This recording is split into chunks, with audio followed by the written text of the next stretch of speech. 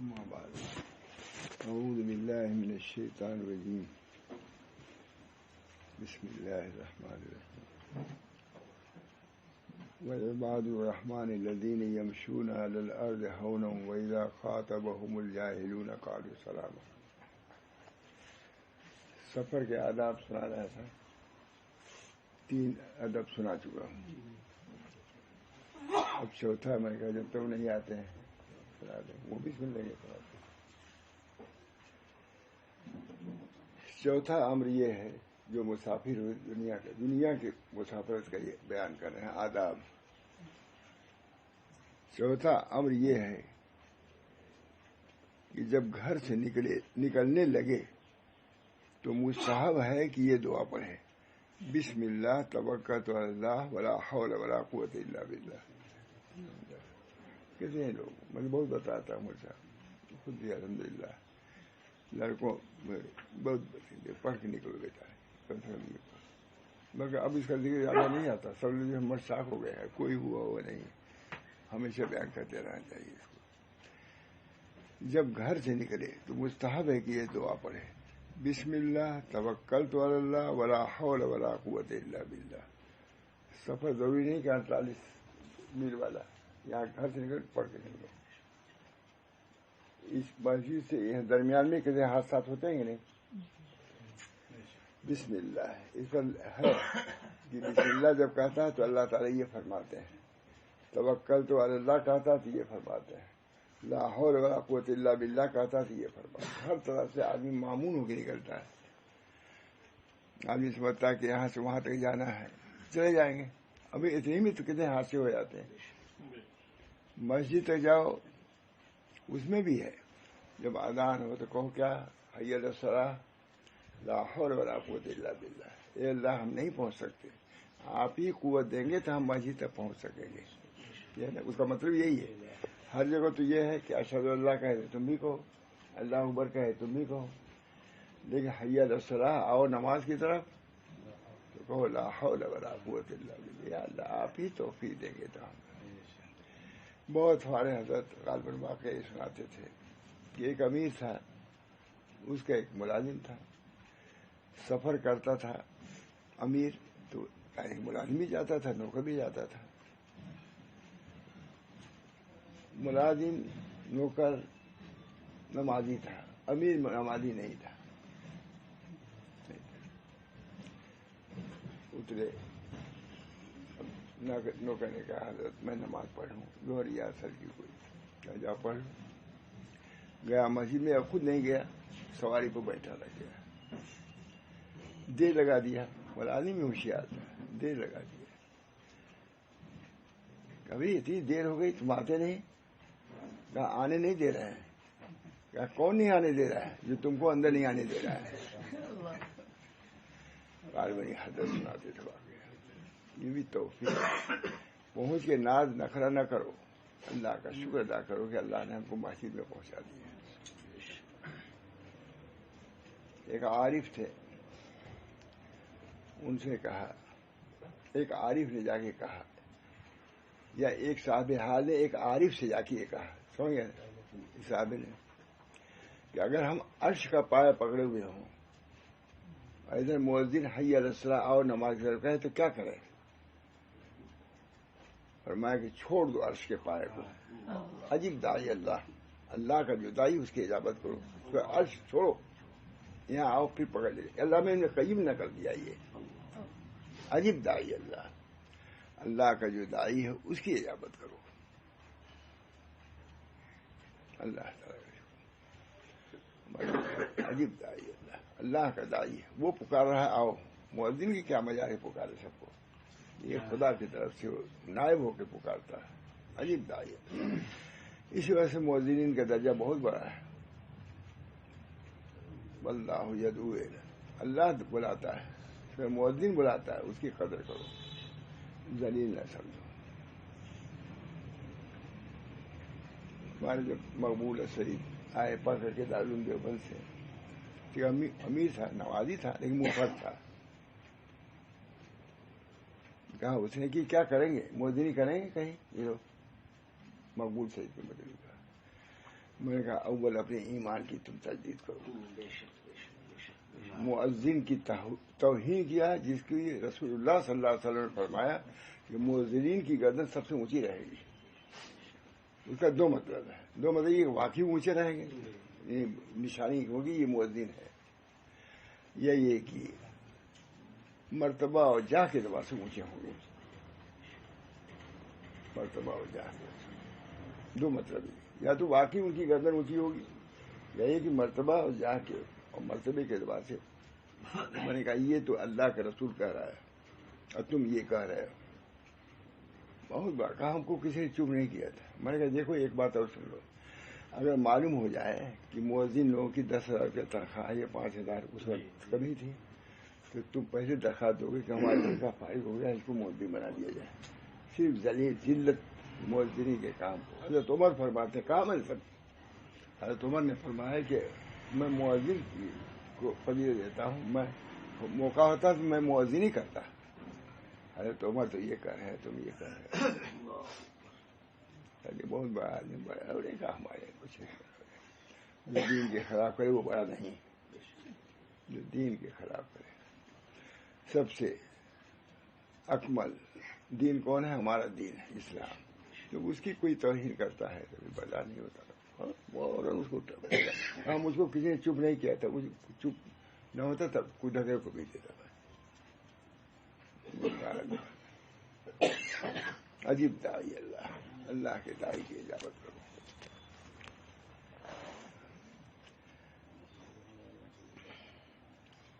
جب گھر سے نکلے تو مستحب ہے کہ یہ دعا پڑھے. بسم اللہ سب کو یاد ہونا چاہیے. جب بھی باہر نکلے بسم اللہ توکلت علی اللہ ولا حول ولا قوت الا باللہ. جب ہمارے لڑکے ندوے وغیرہ جاتے تھے تو میں باہر نکلتا تو پڑھتے ہی جاتا تھا. بیٹا یہ پڑھتے چلو، یہ پڑھتے کرو. صحیح ہوا. بسم اللہ توکلت علی اللہ ولا حول ولا قوت الا باللہ. کیا مشکل ہے. اس کہنے سے شیطان مایوس ہو جاتا ہے. یہ بھی دیکھیے، یہ نہیں معلوم تھا. اس کہنے سے شیطان مایوس ہو جاتا. اب اس پر ہمارا کوئی حربہ چلے گا نہیں. یہ چوتھی ہو گئی. چوتھا امر پنجم. امر پنجم یہ ہے کہ لوگوں کو اچھا کام بتلاوے اور بری باتوں سے منع کرے اور اس کو نعمت قوت و تقوی کا شکر سمجھے. اس کو نعمت قوت و تقوی کا شکر کرے جو کہ اللہ نے اس کو عنایت کی. اللہ نے تم کو قوت دی کہ باہر نکلے ہو تو شکر ادا کرو. اور عشاء خیر کی یاد کرو. الذین مکناہم، یعنی ایسے لوگ کہ اگر ہم ان کو قدرت دیں زمین میں تو نمازیں قائم کریں. تم کو قوت دی، باہر نکل رہے ہو تو تم کو یہ ہونا چاہیے کہ نمازیں قائم کریں. یہ کہنے مکناہم یعنی ایسے لوگ کہ اگر ہم ان کو قدرت دیں تو زمین میں نمازیں قائم کریں اور زکوٰۃ دیں. یعنی کہ مال و دولت ہو گئی تب اس کی وجہ سے سب چیزیں ترک کر دیں اور نیک باتیں بتائیں اور برے کاموں سے منع کریں. اور اللہ ہی کے لیے ہے انجام سب کاموں کا. پر جس شخص کو امر بالمعروف اور نہی عن المنکر ممکن ہو اور کسی طرح کا صدمہ اس کے جان یا آبرو یا مال کو نہ پہنچے تو وہ قدرت والوں میں داخل ہے اور وجوب اس کے ساتھ متعلق ہے. واجب ہے کہ وہ امر بالمعروف نہی عن المنکر کرے. اور اگر امر بالمعروف نہی عن المنکر سے پہلے صدمہ پہنچے یا بعد میں پہنچنے کا ظن غالب ہو اس وقت واجب تو نہیں رہتا لیکن مستحب اس وقت یہ ہے. عظیمت یہی کہ اس وقت یہ کرو.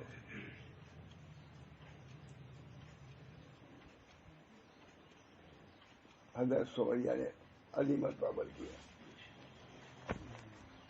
ان کے لڑکے تھے عمار نے کہا، حضرت سمریہ سے کہا کہ نبی صلی اللہ علیہ وسلم کو برا بھلا کہو، گالی دو.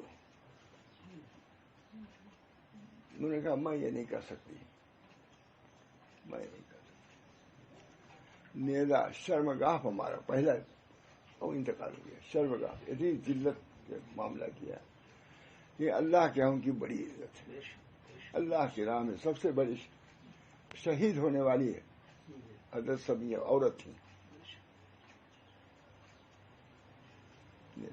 حضرت سمیہ نے اور بیٹے عمار تھے، ان سے آگے کہا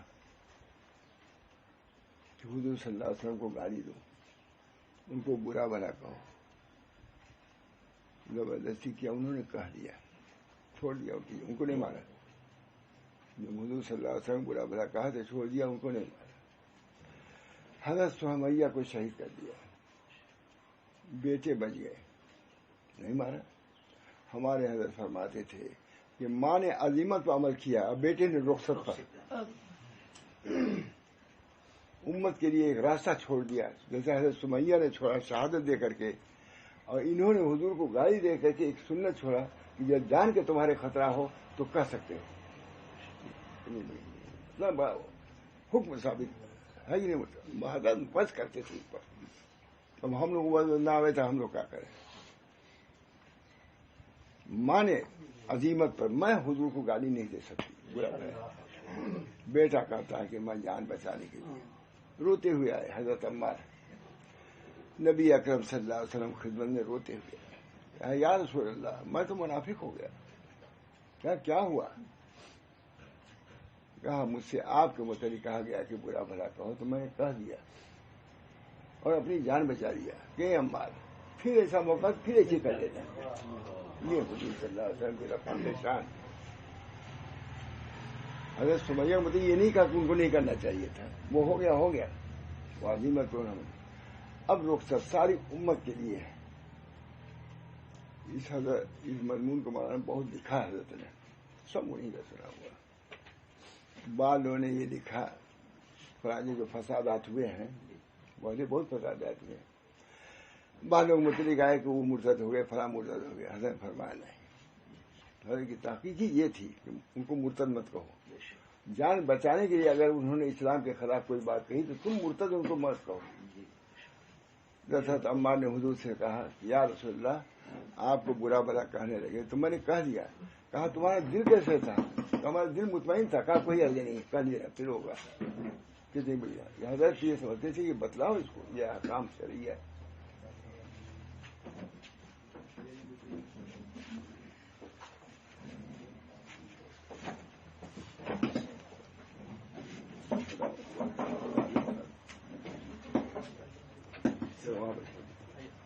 السلام علیکم. کیسے مزاج؟ اللہ کا شکر ہے. السلام علیکم. ہاں جی جائے استاد خالص.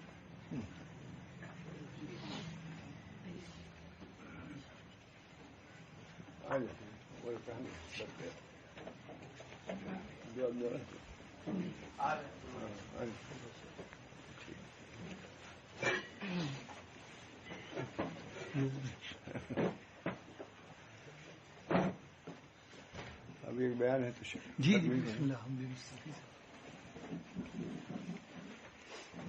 یہ وہ کتاب ہے التنویر فی اشاعت التدبیر. یہ کتاب ہے شیخ ابن عطا اسکندری کی. بہت کتاب ہے، یہ بہت شاید شیخ الحدیث صاحب وغیرہ کہیں سنائی جاتی تھی، لیکن یہ کتاب نہیں سنائی جاتی تھی. یہ حضرت حاجی امداد اللہ صاحب رحمۃ اللہ علیہ نے وہاں تھانوی وہاں موجود تھے، کہا کہ اشرف علی اس کا تم ترجمہ کر دو. اس کتاب کا عربی میں تھی، ان کی ہے، ترجمہ کر دو. حضرت تھانوی بول کل وہی سنا چکا ہوں. حضرت تھانوی نے کہا میں تو استفادے کے لیے حضرت کی خدمت میں آیا تھا، لیکن جب حکم ہوا شیخ کا تو میں نے اس کی تعمیل کیا اور روزانہ ترجمہ کر کے ان کی خدمت میں پیش کرتا تھا. اور اس کے بعد اگر کچھ کہتے تھے تو حاشیے بھی لکھ دیتا تھا. یہ کہیں کہیں حاشیے بھی لکھ دیتا، اور اس کا فائدہ بھی کہیں کہیں حضرت تھانوی نے لکھا. حضرت معاذ الفقار صاحب کون تھے؟ کہا کہ اس کتاب کا ترجمہ معاذ تھانوی کے علاوہ کوئی کر بھی نہیں سکتا تھا. ایسی کتاب، یہ کتاب ہوا ہے. تو خود بہت بڑے آدمی ہیں، بہت بڑے آدمی ہیں یہ شیخ ابن عطا اسکندری. حضرت حاجی صاحب نے حکم دیا، حضرت حاجی صاحب شریک ہو گئے. اما تھانوی نے کیا ترجمہ. کہ وہی متبادل کتاب ہوئی کہ نہیں؟ دین گزو کے حضرت حاجی صاحب کو پسند تھی، ان کی چوائس لکھا ہوا ہے ترجمہ و تشریح اشرف علی تھانوی. حواشی مفیدہ از ملفوظہ سید الطائفہ قطب عالم خواجہ امداد اللہ. یہ سنا رہا ہوں جب سے آیا ہوں, سالوں ہو گیا ہوگا نا, 2-4-10 دن کے بعد یہی سنا. جب سے آیا تب سے یہ سلسلہ اور وہاں پر تنقید بھی کیا حج میں, دوران حج اس کی تنقید بھی حضرت کرتا. الحمدللہ.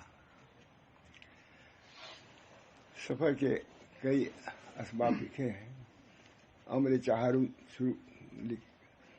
چوتھا, جب گھر سے نکلنے لگے تو مستحب ہے کہ یہ دعا پڑھے, بسم اللہ توکلت علی اللہ ولا حول ولا قوت الا باللہ. اس کی بڑی فضیلت ہے. میں نے کہا مسجد جاؤ تب بھی کہو. خود اذان کے بارے میں ہے کہ جب حی علی الصلاۃ کہا جائے تو کہو لا حول ولا قوت الا باللہ. اے اللہ ہم نہیں پہنچ سکتے مسجد, آپ ہی قوت دیں گے تو ہم مسجد پہنچ سکیں گے. اس میں فرض کی توفیق ہو جائے, اس پر بھی شکر ادا کرنا چاہیے. یہ تو ہو گیا مولانا پنجم. چوتھا ہو گیا پنجم, جب نکلے تو اچھے کام کو بتلاتا چلے کہ بھائی دیکھو یہ اچھی چیز ہے, نماز ہے. یہ بری باتوں سے منع کرے. اس کو نعمت قوت اور تم کو قوت دیا ہے تبھی تو نکلے ہو. شکر میں یہ ہے کہ امر بیماری نہیں منکر بھی کرتے جاؤ, اس وقت کو بھی راجا نہ کرو.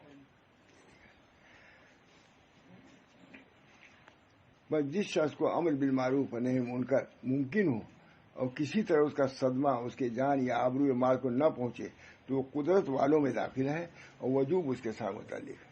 اگر قدرت ہے, کوئی ضرر کا بھی اندیشہ نہیں ہے تو پھر کرو یہ کام.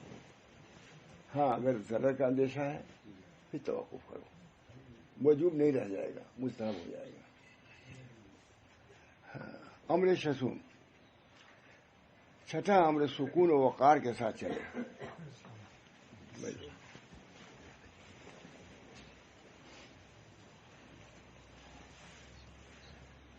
اور فرمایا کہ سکون و وقار سے سفر بھی تمہارا سکون اور وقار کے ساتھ ہونا چاہیے. ایسے جو اجنبی یا جو آزاد لوگ ہوتے ہیں جیسے, لیکن سفر کیسے ہوتا ہے اس زمانے میں. چھٹا امر سکون و وقار کے ساتھ چلے. اور یہ سکون و وقار کچھ چلنے کے ساتھ مقصود نہیں, بلکہ امر مطلوب یہ ہے کہ تیرے سب افعال میں سکون اور ہر امر میں استقلال ہونا چاہیے. فسعوا الی ذکر اللہ میں اس کی تفسیر یہی ہے. فسعوا حالانکہ دوڑنے کا ہے, لیکن وہی لکھتے ہیں علماء کہ ایسا دوڑنا نہ ہونا چاہیے جو وقار کے خلاف ہو. چلو تیزی سے لیکن وقار کے ساتھ. وقار کا ملحوظ رکھنا اسلام ہے. اسلام جو ہے وقار کو سکھاتا ہے, سکون کو سکھاتا ہے. لکھ رہے ہیں اور یہ سکون و وقار کچھ چلنے کے ساتھ مقصود نہیں, بلکہ امر مطلوب یہ ہے کہ تیرے سب افعال میں سکون ہو اور ہر امر میں استقلال ہو. وہ شیخ لکھ رہے ہیں. امر ہفتم ساتواں امر یہ ہے کہ بازار میں اللہ کو یاد کرو. بازار میں بھی غفلت سے نہ گزارو. پیغمبر خدا صلی اللہ علیہ وسلم سے مروی ہے. وہاں تاریخ پیغمبر خدا عربی میں تو نہیں ہوگا. پیغمبر خدا صلی اللہ علیہ وسلم سے مروی ہے کہ غافلوں میں اللہ کا ذکر کرنے والا ایسا ہے جیسے بھاگنے والوں میں لڑنے والا. سب لوگ فوج سے بھاگ رہے ہیں, ایک آدمی اگر ہے تو اس کا درجہ ہے. اسی طریقے سے بازار میں جو اللہ کا ذکر کرتا ہے اس کی مثال یہی ہے, کیونکہ غفلت کا موقع ہے. ہمارے حضرت بہت فرماتے تھے کہ بعض لوگ مینا میں لاکھوں روپے کی تجارت کرتے تھے, لیکن ایک لمحے کے لیے ان کا قلب غافل نہیں ہوتا. کسی تاجر کا خود میں نے خود سنا بیمار چاہتا تھا, بڑے تعجب سے کہتے تھے رجال لا تلہیہم تجارت ولا بیع عن ذکر اللہ. کتنی عمدہ مثال دیا میں نے. غافلوں میں اللہ کا ذکر کرنے والا ایسا, غافلوں میں اللہ کا ذکر کرنے والا ایسا ہے جیسے بھاگنے والوں میں, لڑائی سے جہاد سے بھاگ رہا آدمی, لڑنے والا سب لوگ بھاگ رہے ہیں, وہ ڈٹا ہوا ہے. حضور اکرم صلی اللہ علیہ وسلم کے ساتھ بعض صحابی ایسے موقع پر تمام صحابہ ہٹ گئے تھے, کچھ لوگ رہ گئے, بہت کچھ ہوئے. آئے جدھر سے تیر آتا تھا ہاتھ کر لیتے.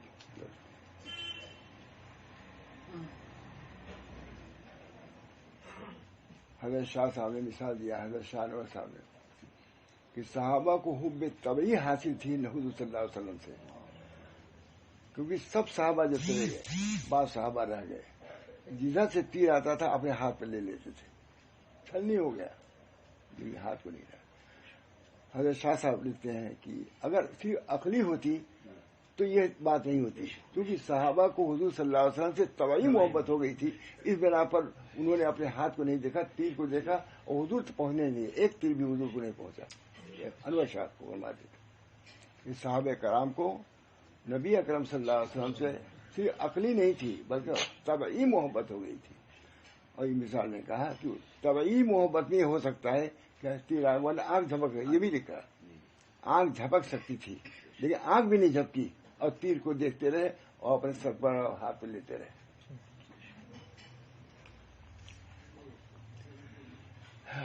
جیسا بھاگنے والوں میں لڑنے والا ہے اور بازار میں اللہ کا ذکر کرنے والا ایسا ہے جیسے مردوں میں زندہ. ایسے موقع پر اللہ کو یاد کرنا معمولی بات نہیں. فتنے کا زمانہ ہے، کتنے ذکر ہمارے بزرگان نے، لیکن اس زمانے میں بہت فرماتے تھے. حدیث میں آیا ہے نبی کریم صلی اللہ علیہ وسلم ارشاد فرمایا کہ صحابہ سے کہ تم لوگ ایسے زمانے میں ہو اگر 10واں حصہ بھی چھوڑو گے تو گرفت میں آ جاؤ گے، اور ایک زمانہ وہ آئے گا جو 10ویں حصے کو اختیار کریں گے، عمل کریں گے، نجات پا جائیں گے. یہ وہی زمانہ ہے، فتنے کا زمانہ ہے. فرماتے تھے تھانوی کہ جو بہت بڑے مجاہدات کے بعد جو ہمارے اکابر جس درجے پہنچے ہیں اس کے بہت کم حصے کو اختیار کر کے اس درجے پر اس زمانے پہنچ سکتے ہیں. مجاہدات میں فتنے کا دور ہے.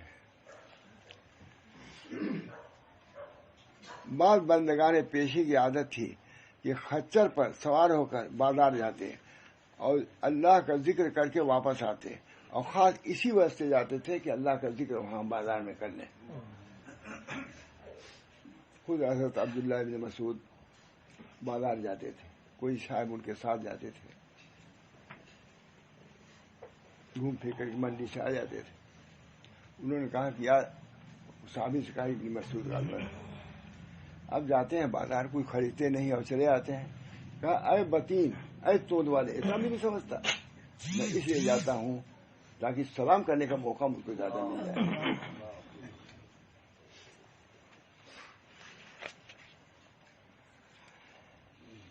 خچر پر سوار ہو کر کون؟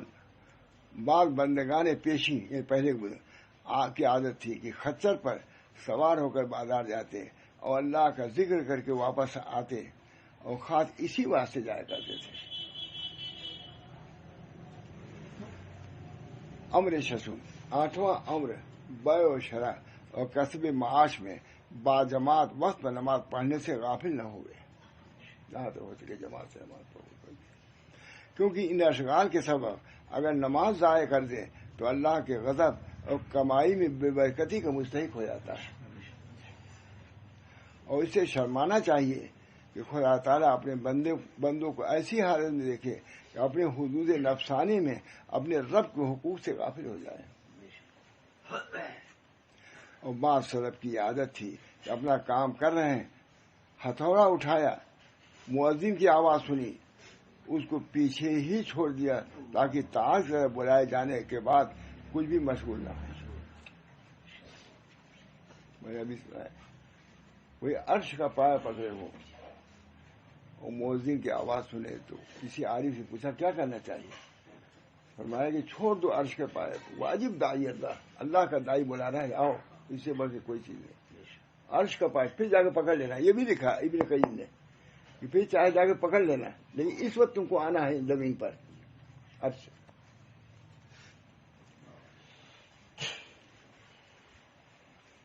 اور جب مؤذن کی آواز سنے تو اللہ کا یہ ارشاد ہے، یا قومنا عجیب داعی اللہ، عجیب داعی، وہ لفظ میں نے پڑھا تھا، انہوں نے کہا عجیب داعی اللہ، اللہ کے داعی کی اجابت کرو، اللہ پکار رہا.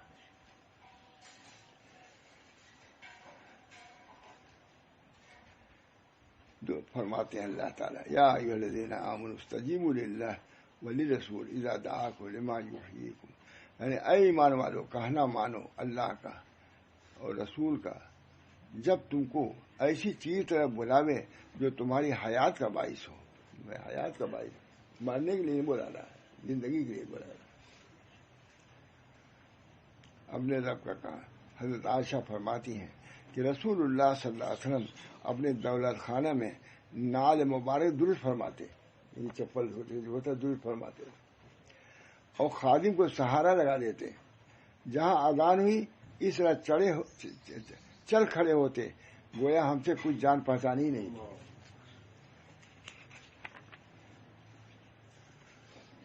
امر نہم نما امر، قسم نہ کھائے، بار بار قسم نہ کرو اللہ، اور اپنی چیز کی حد سے زیادہ تعریف نہ کرو، نہ اپنی نہ، اور اس کے بارے میں سخت وعید ہے. رسول اللہ صلی اللہ علیہ وسلم نے فرمایا سوداگر لوگ فاجر ہیں مگر جو نیکی کرے اور سچ بولے وہ فاجر نہیں. تو بہت بڑا موتی صدیقین کا درجہ اس کا. امر دہوں امر غیبت ہے جو وہ خوری سے زبان بند کرے.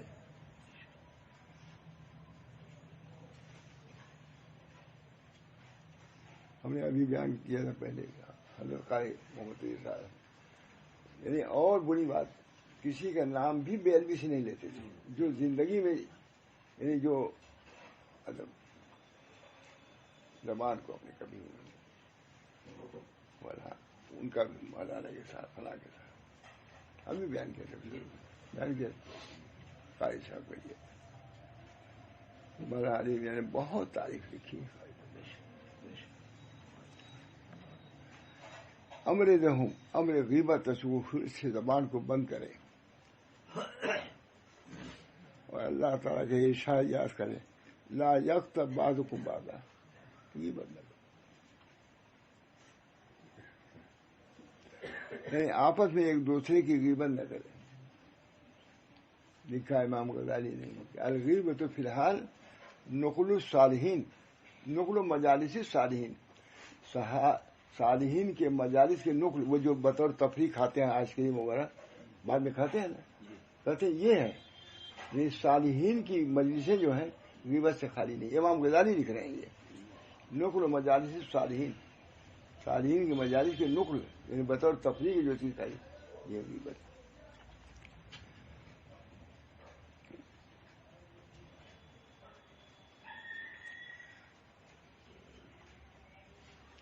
کیا تم کو یہ بات پسند ہے کہ اپنے مردہ بھائی کا گوشت کھاؤ؟ ضرور تم کو برا لگے گا، اور جاننا چاہیے کہ غیبت سننے والا بھی مثل غیبت کرنے والے کے ہے.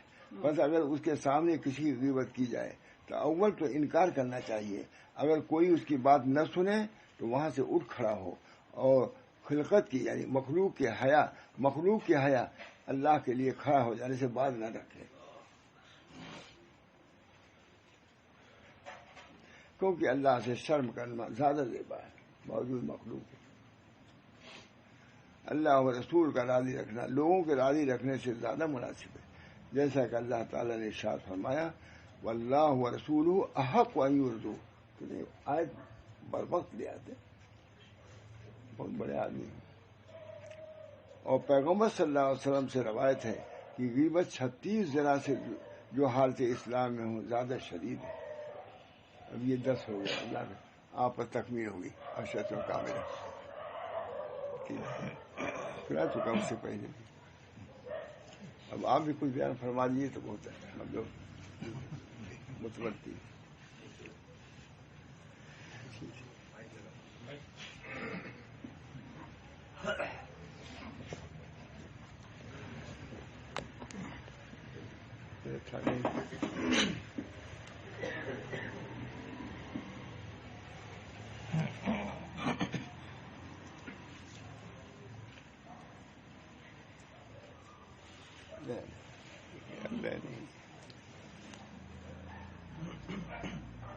اجازت.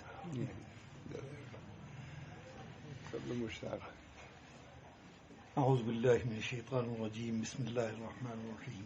الحمد لله رب العالمين والصلاة والسلام على سيد المرسلين وعلى آله وأزواجه وأصحابه أجمعين. أما بعد فقد قال الله تعالى في كتاب الحكيم: ومن يتق الله يجعل له مخرجا ويرزقه من حيث لا يحتسب ومن يتوكل على الله فهو حسبه إن الله بالغ أمره قد جعل الله بكل شيء قدرا. صدق الله العظيم. اس سے قبل کہ میں کچھ عرض کروں، مجھے ایک بات یاد آئی. حکیم الامت حضرت مولانا اشرف علی تھانوی نفر اللہ مرقدہ اور شیخ محدثین حضرت مولانا علامہ انور شاہ کشمیری ہم عصر بھی ہیں، ہم درس بھی ہیں اور بے تکلف ساتھی بھی ہیں. حضرت تھانوی علیہ رحمہ فرمایا کرتے تھے کہ جب مولانا انور شاہ کشمیری میری مجلس میں آتے ہیں تو میں دل پر ایک شدید قسم کا بوجھ محسوس کرتا ہوں، اور وہ بوجھ کوئی مادی بوجھ نہیں ہے، کوئی ظاہری بوجھ نہیں ہے، بلکہ وہ علم کا بوجھ ہے، کہ وہ علم کا بوجھ تھا. یہ کون ہمارے؟ یہ حضرت تھانوی جن کا علم خود مسلم. تو وہ ایک کیفیت محسوس کرتے تھے. اس تناظر میں آپ اس وقت کی میری کیفیت کا اندازہ کر سکتے ہیں کہ جب کہ میرے شیخ، میرے مرشد حضرت دعوت برکاتہ علی اللہ تعالیٰ حضرت کا سایہ ہمارے سروں پر صحت اور عافیت کے ساتھ تادیر قائم و دائم رکھیں، وہ موجود ہوں اور مجھ جیسے بے بذات طالب علم کو حکم دیا جائے کہ تجھے کچھ کہنا ہے تو میرے اوپر کیا گزر سکتی ہے، اس کا اندازہ آپ کر سکتے ہیں. لیکن الامر فوق الادب، حضرت کا حکم ہے تو الفاظ میرے ہوں گے، توجہ حضرت کی ہے.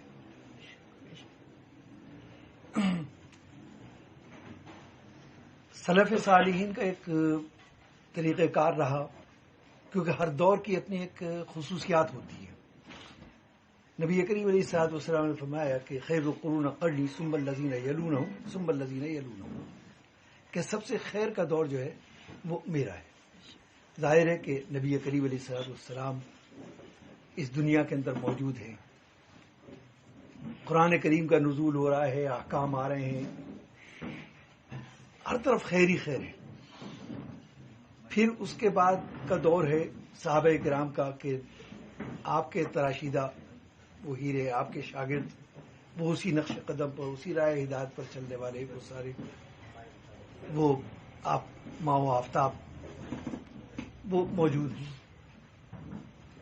پھر اس کے بعد ان کی اولادیں آتی ہیں، انہوں نے اپنے بڑوں کو دیکھا تو وہ بھی اسی نقش قدم پر چل رہے ہیں.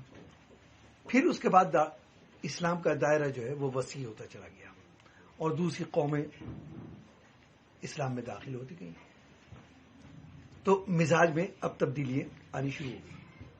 تو صرف 3 زمانوں کا ذکر کیا: خیر القرون قرنی ثم الذین یلونہم ثم الذین یلونہم، ایک میرا دور، ایک اس کے بعد کا دور، ایک اس کے بعد کا دور، اور اس کے بعد آپ صلی اللہ علیہ وسلم نے خاموشی اختیار فرما لی.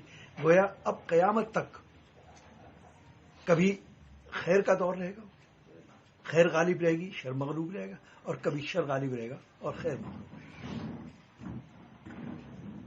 لیکن اللہ کا نظام ہے کہ اس نے شر میں بھی خیر کے پہلو رکھے.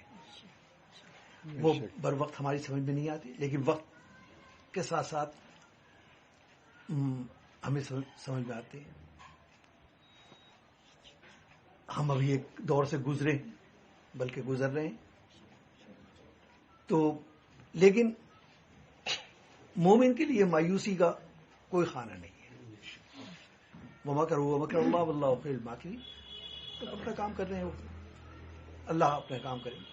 اور ہمارا ایمان، ہمارا عقیدہ ہے کہ وہ،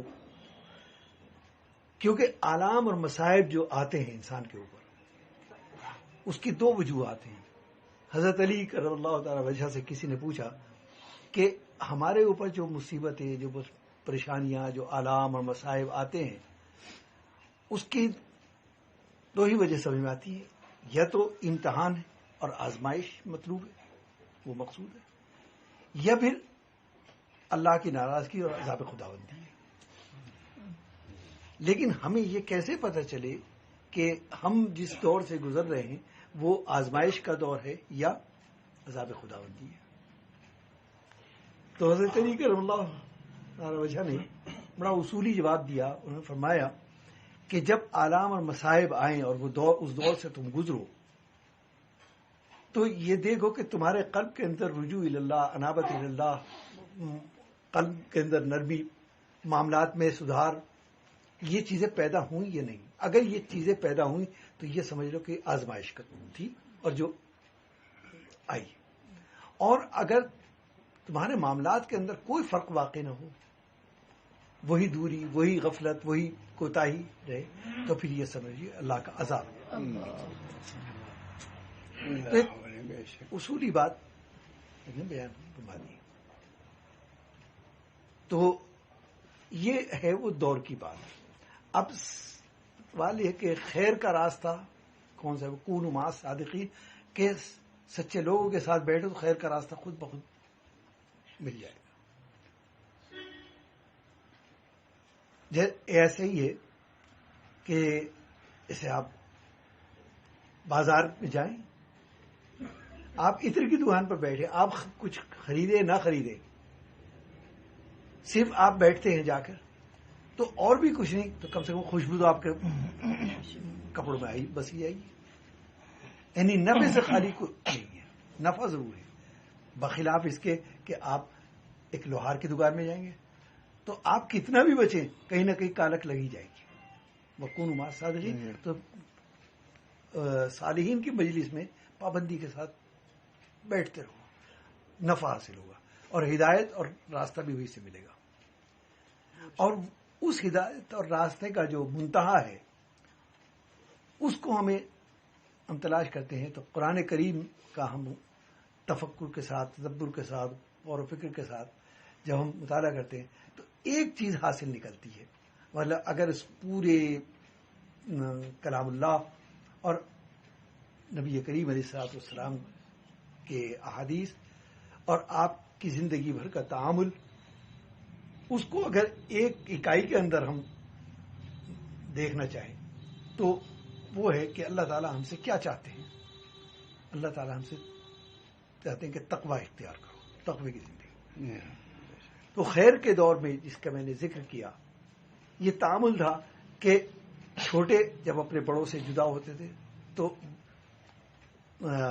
نصیحت طلب کرتے تھے کہ کوئی نصیحت کیجیے، اور بڑے جب اپنے چھوٹوں سے جدا ہوتے تھے تب بھی. تو اسی کو بتقوی اللہ، میں تمہیں تقوی اختیار کرنے کی نصیحت کرتا ہوں. یہ ایک بہت ہی جامع یہ ہے. تقوی کے بارے میں نبی کریم علیہ الصلوۃ والسلام نے فرمایا کہ اس کا تعلق جو ہے وہ اللہ اور بندے کے درمیان ہے، اس کو کوئی دوسرا نہیں پایا. نہ اس کا تعلق لباس سے ہے، نہ اس کا تعلق کسی اور چیز سے ہے، وہ اللہ. اسی لیے آپ صلی اللہ علیہ وسلم نے فرمایا کہ ان التقوی ہا ہونا، کہ تقوی تو دل میں ہے اور دل کا حال صرف اللہ جانتا ہے. کہ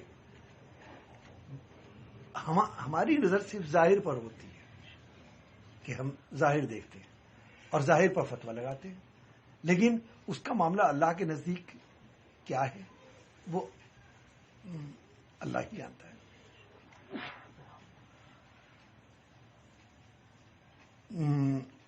حضرت اقسم جو بڑے لوگوں میں گزرے ہیں، محدث بھی ہیں اور اپنے وقت کے صوفی بھی ہیں، اپنے وقت کے شیخ بھی ہیں. ریاضت اور عبادت کے اندر ان کا مقام اور ان کا درجہ بہت بلند، بہت بلند. لوگ مثال دیا کرتے تھے کہ ریاضت اور عبادت کرے تو اقسم کی طرح. وفات ہو گئی. جب انہی کے معاصرین میں ایک بزرگ تھے، انہوں نے خواب میں دیکھا اور انہوں نے پوچھا کہ کیا گزری تم پر؟ کہا کہ بس میرے اللہ نے میری مغفرت کر دی. لیکن حیرت کی بات یہ ہے کہ میرے پڑوس کے اندر ایک لوہار رہتا تھا، وہ میرے سے 4 درجہ بلند. تو اب بڑی حیرت ہوئی کہ ایسا کون سا شخص ہے کہ جو حضرت اقسم سے بازی لے گیا. تحقیق کی اور تحقیق کرتے کرتے اس کی اہلیت تک پہنچی کہ تاکہ اس کی خصوصیات معلوم ہو سکے. اس نے کہا کہ ایسی تو کوئی خصوصیات نہیں میں نے محسوس نہیں کی. ایک عام آدمی تھا اور ہم کثیر العیال ہیں تو صبح سے شام تک صرف روزی روٹی کے چکر میں وہ نکل رہے تھے. رات کو تھک کے واپس آئے گئے. ہاں ایک بات تھی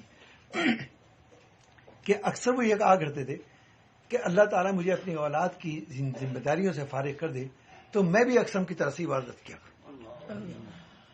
وہ نیت تھی اور اس نیت کے اندر اس قدر اخلاص تھا کہ اللہ نے حضرت اقسم سے بھی بلند فرما دیا. تو جیسا کہ ابھی والا نے فرمایا کہ اصل چیز جو ہے وہ توفیق کا ملنا ہے. ہمارا اس کے اندر کوئی اگر نماز پڑھنے بھی جا رہے ہیں تو اللہ کی توفیق ہمارا اس کے اندر کوئی. تو تفکر کے ساتھ تدبر کے ساتھ ہم غور کرتے ہیں تو حاصل نکلتا ہے تقویٰ. تو ان آیات کے اندر ذات حق جل مجدہ نے 4 فائدے بیان کیے. یوں تو بے شمار ہیں لیکن اور اس کی تفسیر کریں تو بے شمار کتابیں تیار ہوئی اور قیامت تک ہوتی رہیں گی کہ جو تقوی اختیار کرے گا اس کے 4 نتیجے مرتب ہوں گے جس میں 3 جو ہیں وہ اسی دنیا کے اندر اور 1 آخرت کے اندر. پہلا کہ وَمَن يَتَّقِ اللَّهَ يَجْعَل لَهُ مَخْرَجًا کہ دنیا کے اندر کوئی شخص کوئی انسان ایسا نہیں آیا آدم علیہ السلام سے لے کر اور قیامت تک آنے والے یہاں تک کہ انبیاء بھی اس میں مستثنا نہیں ہے کہ جن کے اوپر پریشانیاں نہ آئی جن کے اوپر احوال نہ گزرے. احوال آئے پریشانیاں آئیں اور کوئی شخص یہ نہیں کہہ سکتا کہ میں بالکل آسودہ حال ہوں مجھے کوئی پریشانی نہیں ہے. تو یہ تو دنیا ہی پریشانی کا آزمائش کا ان کا رب قدحن فملاقی ٹھوکریں کھاتے آزمائشوں سے گزرتے تکلیفیں اٹھاتے ایک دن ہمارے پاس پہنچ جاؤ گے. تو پہلا جو نتیجہ مرتب ہوا وَمَن يَتَّقِ اللَّهَ يَجْعَل لَهُ مَخْرَجًا کہ اللہ تعالیٰ ان پریشانیوں سے اس طرح سے نکال دے گا کہ انسان کو یہ پتہ ہی نہیں چلے گا کہ کیسے کب پریشانی آئی اور کب ختم ہوئی. وَيَرْزُقْهُ مِنْ حَيْثُ لَا يَحْتَسِبُ دوسرا رزق کا وعدہ کہ بے شان و گمان رزق عطا فرمائیں گے. رزق سے مراد صرف یہ کھانا پینا بلکہ وہ ضرورت جس کی انسان کو اپنی زندگی کے اندر ضرورت محسوس ہو سکتی ہے یا ضرورت ہوتی ہے وہ رزق کے اندر شامل ہے. تو دوسرا نتیجہ یہ مرتب ہوا کہ اللہ تعالیٰ بے شان و گمان رزق عطا فرمائیں گے. اس کو گمان بھی ہوگا کہ مجھے یہاں سے بھی رزق مل سکتا ہے. اور تیسرا جو نتیجہ یہ بھی دنیا کے اندر دونوں والد ہوئے. تیسرا جو ہے وہ یکفر عنہ سیئاتی کہ اللہ تعالیٰ کفارہ سیئات بدل. کہاں ہو رہا ہے کس عمل سے ہو رہا ہے اللہ ہمیں کچھ پتہ نہیں. بعض دفعہ عمل بہت چھوٹا ہوتا ہے بہت معمولی ہماری نظر میں بھی اس کی کوئی نہیں لیکن اللہ کے نزدیک اس کی بہت بڑی اہمیت ہے. مدینہ منورہ کے اندر ایک آپ حضرات نے دیکھا ہوگا کچھ آثار ہیں نہر زبیدہ جو ہارون رشید کی بہن ہیں انہوں نے بنوائی تھی. وہ حج کرنے آئیں اور انہوں نے آ کر یہ دیکھا کہ یہاں لوگ پانی کے لیے پریشان ہیں. تو خیال ہوا کہ ہمارے پاس اللہ نے ہمیں دولت بھی دی اقتدار بھی دیا قوت بھی دی وسعت بھی دی سب کچھ ہے اور حجاج ہمارے پریشان ہوں. تو وہیں سے ارادہ کر لیا کہ ایک نہر بنوائی. اور وہ نہر کہاں سے بنوائی وہ عراق سے دجلہ اور فرات سے پانی کاٹ کے یہاں مدینہ. اب کہاں عراق اور کہاں مدینہ منورہ سینکڑوں ہزاروں میل کا فاصلہ لیکن وہ بنی. ظاہر ہے اس سے بڑا عمل اور کیا ہو سکتا ہے کہ صدیوں کے لیے کام کر. تو یقین تھا کہ یہ تو عمل ہی ایسا ہے کہ ان کی بخشش تو انتقال ہو گیا خواب میں دیکھا کسی بزرگ نے، انہوں نے پوچھا کہ وہ زبیدہ کیا گزری؟ کہا کہ میرے اللہ نے بس بخشش کر دی. کہ تمہاری تو بخشش ہونی تھی، تم نے تو کام ہی ایسا کیا تھا. کہ نہیں، وہ بنوانا تو بس بگاڑی ہے. اللہ نے تو دوسرے مسئلے پر بخشش کر دی. فرمایا وہ کیا؟ کہا کہ میں کھانا کھانے بیٹھی اور لقمہ توڑ کے ابھی منہ تک لے جا رہی تھی کہ راستے میں تھا کہ اذان ہو گئی. تو میں نے وہ لقمہ نیچے رکھا اور دوپٹہ جو ہے وہ سر پہ ڈال دیا. اللہ کو وہ ادا اتنی پسند ہے کہ نہر بنوانا ایک طرف اور بخشش کر دی اللہ نے. تو وہی کفر سیاحت ہی کہ اللہ تعالیٰ کفارہ سیاحت کس عمل کو کر دے یہ بھی کچھ پسند نہیں، بس عمل کیے جاؤ، انشاءاللہ کوئی نہ کوئی راستہ ہے. اور پھر چوتھا نتیجہ جو آخرت کے اندر وَيُعْظِمْ لَهُ أَجْرًا، کہ اللہ تعالیٰ بے شمار اجر عطا فرمائے. یہاں مبالغے کا صیغہ اختیار ہے کہ وَيُعْظِمْ لَهُ أَجْرًا. اور قرآن کریم کا لب و لہجہ بھی بدل گیا یہاں پر آ کر، کیونکہ جب انسان کسی بات کی بڑائی کو بیان کرتا ہے، کسی بات کی عظمت کو بیان کرنا ہوتا ہے، تو اس کے لب و لہجے کے اندر بھی فرق واقع ہو جاتا ہے، اس کے حرکات و سکنات بھی بدل جاتے ہیں. آپ کسی چیز کو بتانا چاہتے ہیں کہ یہ بہت بڑی ہے تو آپ ہاتھ کھول دیں گے اتنا بڑا پہاڑ. اب ظاہر ہے پہاڑ اتنا بڑا نہیں جو آپ کے ہاتھوں میں آ جائے گا، لیکن آپ اس کو، یہ تمثیل کہلاتی ہے. گویا آپ کے ہاتھ کا کھلنا، آپ کے حرکات و سکنات کا ہونا اور آپ کے لہجے کے اندر وہ شدت کا آ جانا، گویا آپ اپنی بات کو، اپنے جذبات کو، اپنے احساسات کو دوسرے کو منوعاً منتقل کرنا چاہتے ہیں. تو وہ یعظم لہو اجرا، تو یہاں تو حق تعالیٰ مبالغہ. اب وہ کیا ہوگا اس کا اندازہ عقل انسانی کر ہی نہیں سکتی. تو اب آخری سوال یہ پیدا ہوتا ہے کہ یہ تقویٰ ہے کیا، کہ جس پر عمل کریں. حضرت عمر رضی اللہ عنہ سے کسی نے سوال کیا کہ امیر المومنین تقویٰ کیا ہے؟ کہا کہ کبھی تم کسی ایسے راستے سے گزرے ہو کہ جہاں جھاڑیاں ہوں، کانٹے ہوں، اور تم نے کوئی ریشمی قسم کا کوئی لباس پہن رکھا ہو. کہ تصور کرو کہ تم ایسے راستے سے گزر رہے ہو، تم وہاں کیسے گزرو گے؟ راستہ بھی پتلا ہے، چاروں دونوں طرف کانٹے بھی ہیں، لباس بھی تمہارا ایسا ہے. کہا کہ ہم لباس کو بس بچاتے ہوئے اسے پار کریں گے. کہا اسی کا نام تقویٰ ہے کہ ہر چیز کے اندر اللہ کی حضوری دل و دماغ میں رہے کہ میرا کوئی فعل، کوئی عمل، کوئی قول، یہاں تک کہ یعلم ما فی العین و ما تخفی الصدور، وہ تو آنکھوں میں چھپی ہوئی قلب میں پوشیدہ چیزوں کو بھی جانتے ہیں. تو اس کا استحضار رہے کہ میرا کوئی عمل جو ہے وہ اس سے پوشیدہ نہیں. اور جب یہ ذہن میں استحضار رہے گا، اسی کا نام تقویٰ ہے. تو اور اس کی حال میں جو مثال ہم نے کہ آج پہلے تو یہ ہے کہ بازار گئے، دکانیں الگ الگ ہیں، لوگوں نے خریدے. آج مال بن گئے، وہاں کوئی آدمی نہیں ہے، سامان رکھا ہوا ہے، سامان اٹھا رہے ہیں، آپ ڈال رہے ہیں، کوئی آدمی آپ کو نہیں دے. لیکن آپ یہ بہت اچھی طرح جانتے ہیں کہ وہاں پر کیمرہ لگا ہوا ہے اور آپ کیمرے کی نظر میں ہیں. آپ کا ایک عمل جو ہے وہ دیکھا جا رہا ہے. تو آدمی یہ جرات نہیں کر سکتا کہ میں ایک چیز زائد ڈالوں. بس یہی سوچے کہ اللہ تعالیٰ کا جو کیمرہ ہے اس کی نظر میں ہر وقت ہر جگہ ہے. تو جب انسان کے بنائے ہوئے کیمرے میں سے انسان غائب رہتا تو اللہ کا بنایا ہوا جو نظام ہے، تو اسی کا نام تقویٰ ہے اور تقوی کی زندگی. اور تقویٰ حاصل ہوتا ہے صحبت صالحین سے. ہم اگر یہاں حضرت کی خدمت پر حاضر ہوتے ہیں تو ہمارا مقصد کیا ہوتا ہے کہ ہمیں ہدایت کا راستہ نظر آ جائے.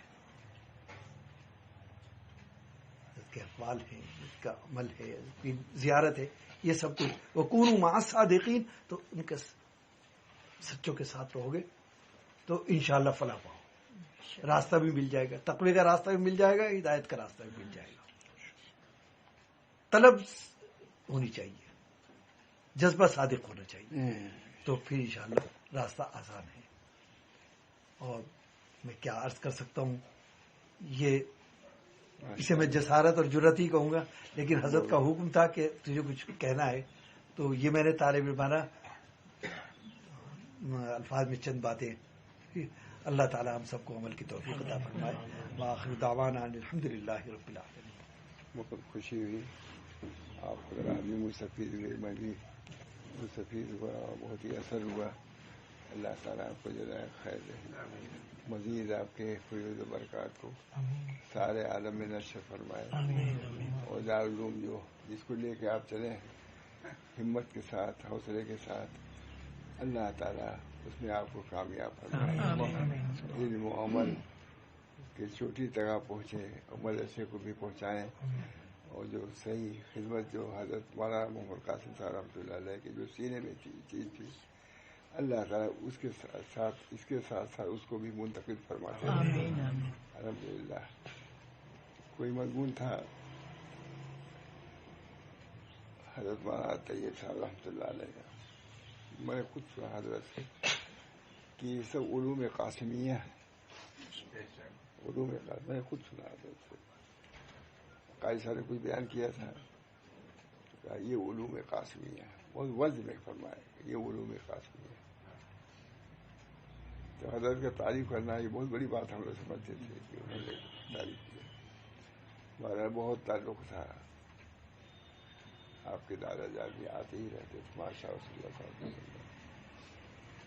بڑا اکرام، بہت احترام فرماتے تھے، بہت اکرام، بہت احترام.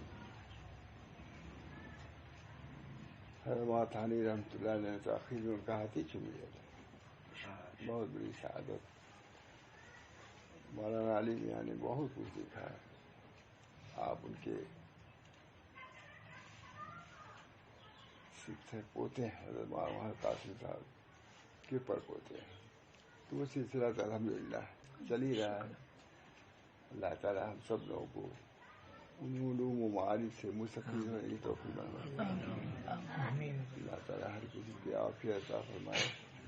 معلوم کو بھی خوب ترقی ہو، آفادات کو بھی خوب ترقی ہو، ظاہری بھی اور باطنی بھی. ماشاء اللہ بہت ہی تیزی سے الحمدللہ ترقی کر رہا ہے، دیکھنے لائق ہے. مسجد بھی بہت بڑی ہے، بہت بڑی مسجد ہے، جس کا ہم لوگ کو مولانا آپ کے ساتھ گئے 5 سال ساتھ تصور بھی نہیں تھا کہ اتنی بڑی مسجد بنے گی. لیکن الحمدللہ بن ہی گئی، تھوڑا سا کچھ تھا. اللہ تعالیٰ مزید داخلی بھی، باطنی بھی، مدرسے کی بھی، خانقاہ کی بھی، سب کے جامع تھے. حضرت محمد قاسم صاحب اس بنا پر اس چیز کو ہم سبھی لوگوں کو اختیار کرنے کی اللہ توفیق بہت فرمائے، اور صحیح معنوں میں مدرسے کو ترقی عطا فرمائے، علمی اعتبار سے بھی، عملی اعتبار سے بھی، حال کے اعتبار سے بھی. میں نے بتلایا تھا بھی، میں سعید کو مقبول کو لے گیا، حضرت قاضی صاحب خدمت پیش کیا. میں نے کہا حضرت توجہ رکھیے گا ان کی طرف. میں محتاج کو بیان فرمایا کہ میں یہاں تو جو انشاءاللہ دارالعلوم میں داخل ہوگا کچھ نہ کچھ کو ملے گا. یہاں کا خادم بھی صاحب نسبت ہوا کرتا تھا، یہ میں نے خود سنا. یہاں کا خادم بھی مطلب کہ ان کو بھی کچھ ملے گا. ملا الحمدللہ، اور مل ہی رہا ہے. اللہ تعالیٰ ہم سب لوگوں کو توفیق دے. آپ حضرات کو خوب صحت و عافیت کے ساتھ رکھیں، مدرسے کے ساتھ ساتھ خانقاہ کو بھی ترقی عطا فرمائے. اس سے زیادہ نہیں کہا جاتا. دعا کیجیے اللہ تعالیٰ. جو حضرات تشریف لائے ہیں وہ بھی ماشاء اللہ مکرم محترم ہم لوگ ہیں. اللہ تعالیٰ ان لوگوں کو بھی جزائے خیر دے کہ ہم یہاں تشریف لائے اور ہماری عزت افزائی فرمائی. ہم سب لوگ آپ لوگ کے آمد سے خوش ہیں، اور خوش آمدید صرف زبان سے نہیں بلکہ دل سے کہہ رہے ہیں. اللهم بارك لنا في أسماعنا وأبصارنا وقلوبنا وأزواجنا وذرياتنا وتب علينا إنك أنت التواب الرحيم. اللہ تعالیٰ آپ کی آمد کو مبارک فرمائے اور تمام ہم سب کو فیضیاب فرمائے. اللہ تعالیٰ آپ کو صحت و عافیت ساتھ رکھے، آپ کے اہل و عیال کو بھی، اور تمام جو بھی متعلقین ہیں، طلبہ ہیں، مدرسین ہیں، مدارس ہیں، سب میں اللہ تعالیٰ خلوص اور روح پیدا فرما دے. ربنا تقبل منا انک انت السمیع العلیم برحمتک یا ارحم الراحمین.